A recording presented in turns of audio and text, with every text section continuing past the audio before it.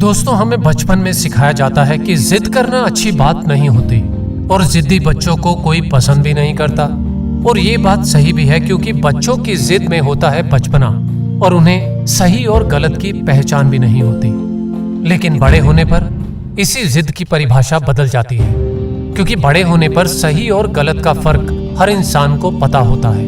और अगर बड़े होने पर जिद किसी सही मकसद के लिए की जाए तो इंसान जिद से दुनिया बदल सकता है। और जिद अगर किसी गलत मकसद के लिए हो तो रावण जैसे महाज्ञानी की जिद की तरह उस इंसान की लंका उजड़ भी सकती है। और ये दुनिया का सबसे बड़ा सत्य है कि संसार उन्होंने ही बदला है जिन्होंने किसी सही मकसद के लिए जिद की। ये जिद ही थी थॉमस अल्वा एडिसन की, जिन्होंने 1000 बार फेल होने के बावजूद हार नहीं मानी और वे लगे रहे। लोगों ने उनका मजाक उड़ाया, उन्हें पागल तक कहा, लेकिन थॉमस अल्वा ने अपनी जिद छोड़ी नहीं। वे अपनी धुन के पक्के लगे रहे अपने मकसद को पाने के लिए, और आखिरकार उन्होंने संसार को अपनी जिद से रोशन कर दिया। ये जिद ही थी मांझी की, जिनकी पत्नी का इलाज इसलिए नहीं हो पाया क्योंकि उनके गांव और हॉस्पिटल के बीच एक पहाड़ आता था। और बस कर ली उन्होंने जिद कि जब तक तोड़ेंगे नहीं तब तक छोड़ेंगे नहीं, और लग पड़े अकेले ही केवल एक छैनी हथौड़े से उस पहाड़ को काटकर रास्ता बनाने के लिए। और 22 सालों तक लगे रहे, अपनी जिद पर अड़े रहे, लगे रहे उस पहाड़ को काटने में। और आखिरकार उन्होंने वो कर दिखाया जिस सोच को ही लोगों ने एक पागलपन कह दिया था। ये जिद ही थी अरुणिमा सिन्हा की, जिसका एक पैर कट चुका था और दूसरे में रॉड डली हुई थी और स्पाइन में 3 फ्रैक्चर थे।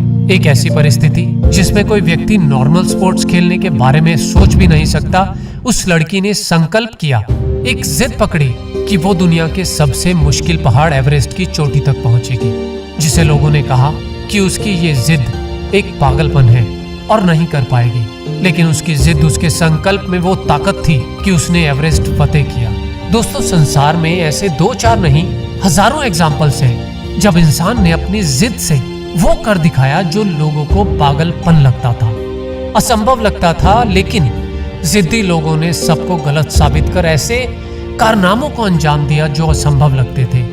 APJ Abdul Kalam, Abraham Lincoln, शहीद भगत सिंह, मैरी कॉम, सचिन तेंदुलकर, ऐसे अनेकों उदाहरण हैं जिद्दी लोगों के, जिन्होंने अपनी जिद से इतिहास बदले हैं। और ये जिद हर इंसान में होती है, लेकिन बस जरूरत है तो उस कंफर्ट जोन से बाहर आने की, अपने आराम की जिंदगी से बाहर आने की, और एक संकल्प कर अपने जुनून, अपने पैशन को पाने की। ज्यादातर लोग अपनी इस जिद को किसी कोने में केवल इसलिए सुला देते हैं क्योंकि उस पैशन के लिए उन्हें लड़ना पड़ेगा अपनों से और अपने आप से, छोड़ना पड़ेगा वो आराम जिसके वे आदी हैं। जिद का मतलब है कि संकल्प कि जब तक मंजिल पर पहुंचेंगे नहीं, रुकेंगे नहीं, अपनी शक्तियों को इकट्ठा कर एक अदम्य साहस के साथ अपने लक्ष्य की ओर बढ़ने की।